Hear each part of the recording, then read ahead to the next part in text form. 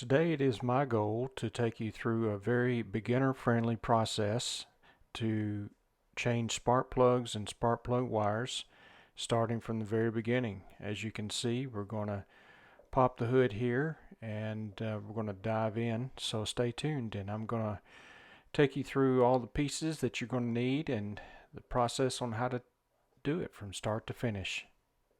As we look under the hood, I am going to point to the spark plug wires, which connects the coil to the spark plugs. You can see here they're numbered, which indicates the number of the cylinder. They also have Mopar on them, which tells me that they're probably original unless they've been changed at a dealership, which is highly unlikely. The engine is a V6. It's a front wheel drive, so it's in here sideways, which means that 3 of the spark plugs is in a very hard to get to spot. Let's take a look at what we had to purchase for this job. We've got spark plugs. We've got 6 of those for our V6. They come in all sorts of grades, anywhere from good to better to best, and you can receive all sorts of good help from an auto parts store to give you an idea of what to buy. And then we've got a set of plug wires that is a direct fit for our vehicle. Let's talk tools for a second. In order to do this job, you're going to need some basic tools. This is a set which will be helpful for future jobs that you may do. You're really only going to need a couple of tools out of it, a ratchet and a plug socket. But again, this Craftsman set here is a good starter set for anybody that's looking to do jobs themselves. What you're looking at here is a special socket to take out spark plugs. The main difference between a deep well socket and the plug sockets is this insulator that you see about halfway into the socket. It protects the ceramic piece of the spark plugs to keep you from breaking that off. There's 2 different sizes that's shown here. One is a 5/8, which is what you're going to use.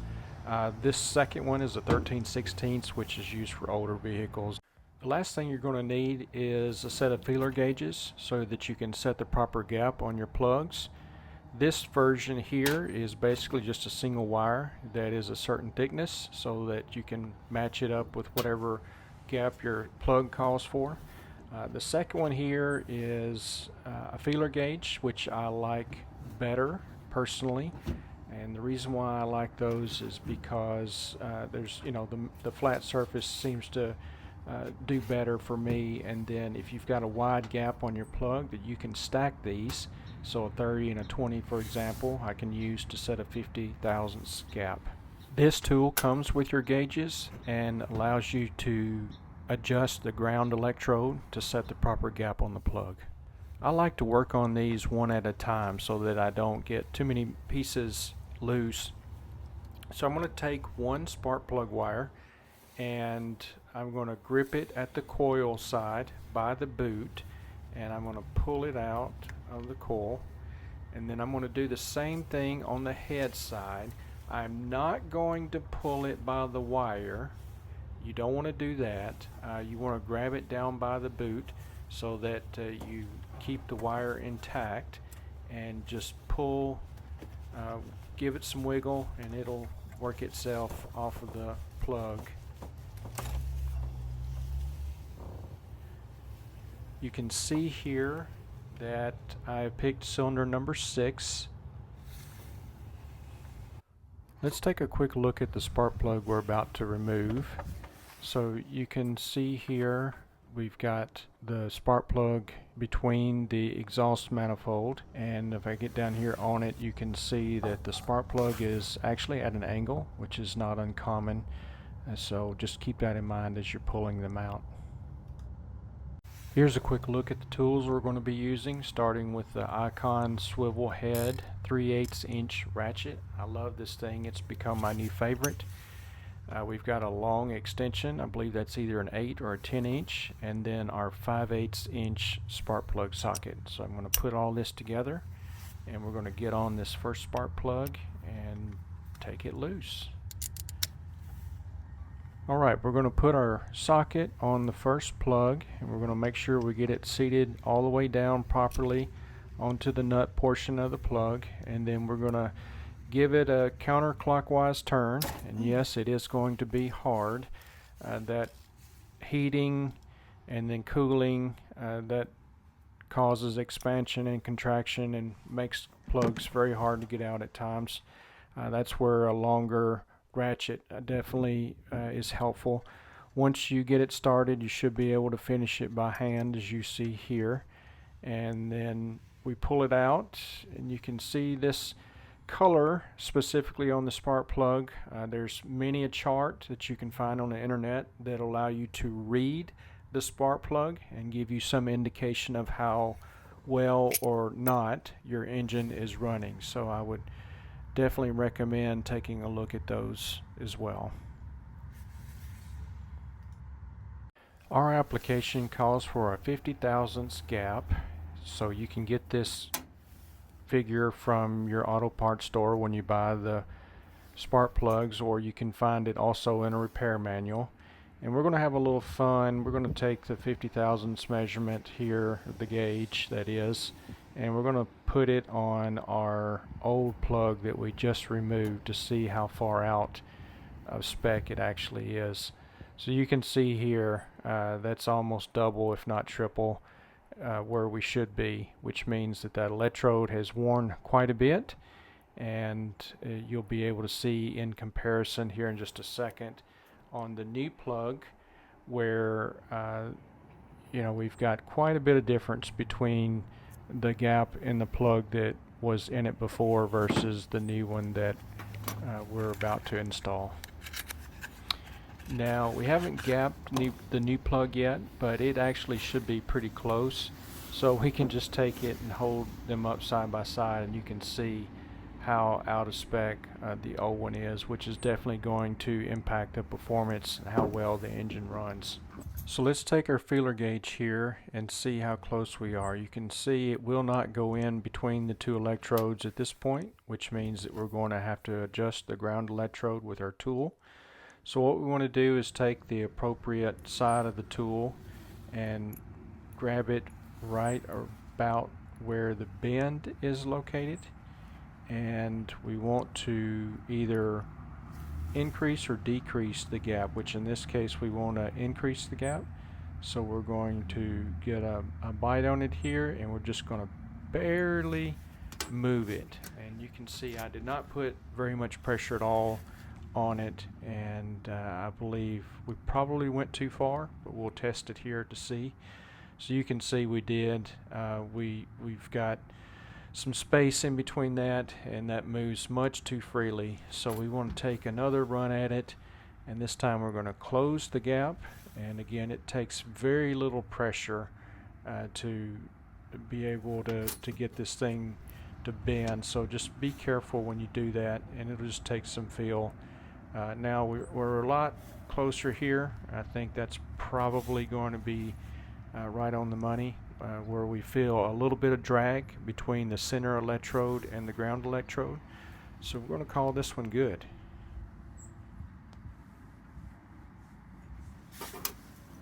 Here's one more side-by-side look, and you can definitely see that this gap is quite a bit of difference between the new one versus the old one. Okay, we're going to install our first plug by inserting it into the plug socket. We're going to make sure that we get it seated in there firmly so the insulator holds it in place. And then we are going to place it into the hole on the head. The little trick is to turn it counterclockwise just a little bit. That'll help you possibly get it lined up the way it needs to go. You should be able to get this thing screwed in just about all the way using your hand. If you can't, try to resist the urge of putting a ratchet on it and forcing it, because what that will most likely do is cause damage to the threads, and if you do that, you will have to have a costly repair on the cylinder head to allow it to accept a spark plug again. So if you're unsuccessful, pull it out and try it again until it goes freely. Alright, so we're going to finish it with a short ratchet and use the same extension and plug socket. The reason why I'm using the short ratchet is so that I can't get as much leverage on it. The proper way to tighten this plug the rest of the way up is with a torque wrench, but most of the time, I know very few people that actually use torque wrenches to tighten the plug. So I'm just going to choke up on the head, as you see here, and tighten it as much as I can from that point. So without getting a firm grip back on the handle, I can't over tighten it to strip the threads out. Now it's time to shift focus to the plug wires. The first thing I like to do is pull them out of the box, and here's a little packet of dielectric grease that we'll go over in a second what that's for. But I like to take these plugs, the plug wires that is, and lay them out from longest to shortest in order so that I can easily then compare my old plug wire to the array of options, and with them sorted it's a lot easier to figure out which one that I need.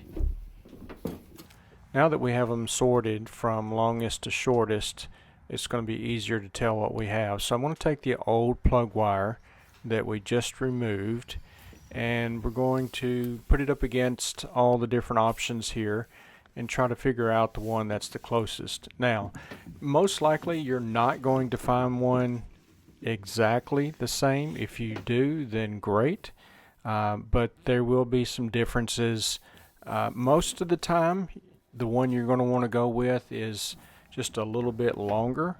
The shorter options are generally not the ones that you need. Like this one, for example, I know for a fact that I did not start with the shortest plug wire, so therefore this one is not going to be the one I need. However, the next to the shortest one is in fact the one that I'm going to need, and you can see here that it's just a little bit longer, and in most all cases a little bit longer plug wire than the one that you had is never a bad thing. Here we have some expensive Q-tips. I definitely recommend using one of these for the procedure we're going to do next. These just happen to come in a bag from Harbor Freight and is used for a variety of things, so it's very handy to use for what we're about to do. So get something to be able to spread this dielectric grease. If you're not going to use something to spread it and you're just going to squirt a little bit into the end of a spark plug wire like I've seen people do, yours included, then just go ahead and plop that thing in the garbage can, because it's not going to do you a bit of good unless you take that Q-tip or whatever that you've got and spread it all the way around inside the spark plug boot. So what we're going to do is put a little bit on our Q-tip. You don't need a whole lot. And then we're going to grab one of the ends of the spark plug wire. We're not going to load up the connection itself where the metal connects to the metal, meaning the wire connects to the spark plug.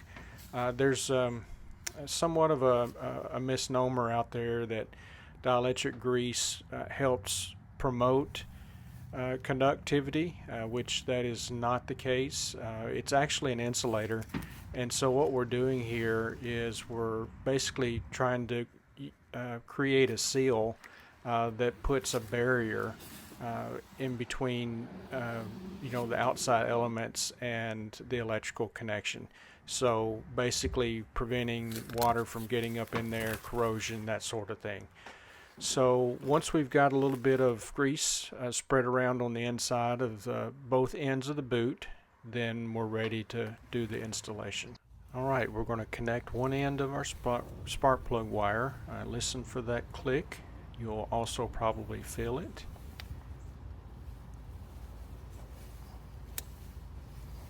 And then the same thing on the head side.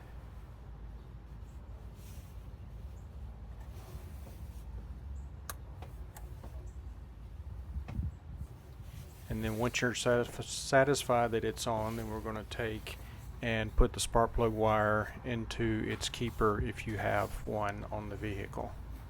At this point, the first cylinder is complete, so now we're going to move to the second one and basically repeat all the same steps that we just performed on the first cylinder.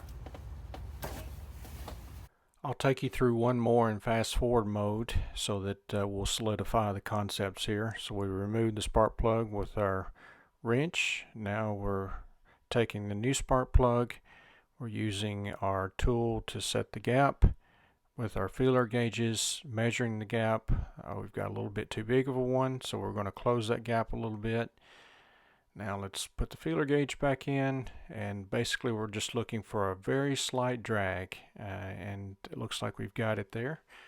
So we're going to go back to the engine, reinstall the new plug. Again, we're going to hand tighten the thing to the point where it's just about all the way in, and then I'm going to grab my short ratchet, and again, not put a lot of leverage on it so that I can't over torque it. I don't want to strip those threads out because again, you don't want to damage the cylinder head. Once we're satisfied with that, then we're going to move to the spark plug wire. So I've got them all laid out here in order, and I'm going to take and measure using my old one that we just removed and make sure that we've got the right length. Use that dielectric grease, and we're going to put it in the boot real good to seal that.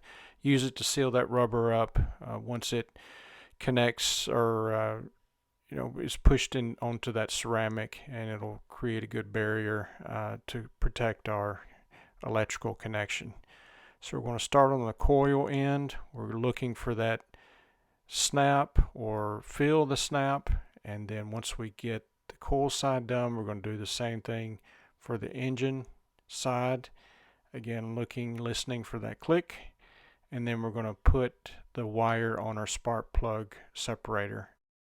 One thing to note, when you get to the other side of the engine, which is basically toward the back against the firewall, it's going to be much more difficult to get in and around the plugs and plug wires. So just take your time on this. Think about each step. Here I'm working on this special spark plug wire separator that keeps all the wires separated in the back of the engine, protects it from heat, protects it from arcing. It's got some plastic clips that hold everything in place. If you're not careful, well, even if you are careful, sometimes those things break because they're just brittle from overtime and heat and all those things. So just take your time there. If you do break one of the connectors, it's no big deal. You can take some wire ties and replace the little keeper so that the plug wires will stay down in the connector there that holds everything in place. So you can see I'm just methodically working through this until I get the access that I need and finally work the plug wire out.